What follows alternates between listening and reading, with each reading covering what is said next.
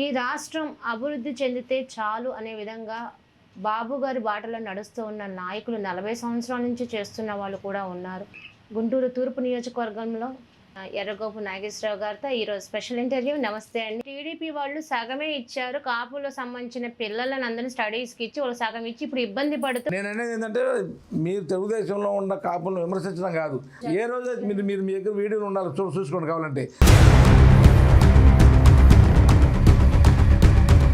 పెమ్మసాని చంద్రశేఖర్ గారు ఏదైతే నేను చేస్తానన్నారో దాన్ని రెట్టింపు చేస్తున్నారు. ఏం చెప్పారు పెమ్మసాని గారు ఎలక్షన్ ముందు?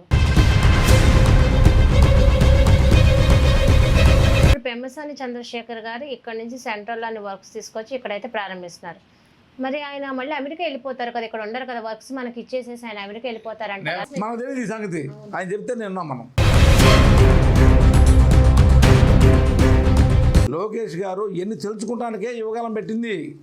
లోకేష్ గారు ఏ మాట చెప్తే దాని మీద నడుస్తారట. ఆయన కొన్నది ఒక్క మాట అట, ఇది అంటే ఇంకా నడుస్తారట ఆయన. అసలు నడటం కాదమ్మా మీకు.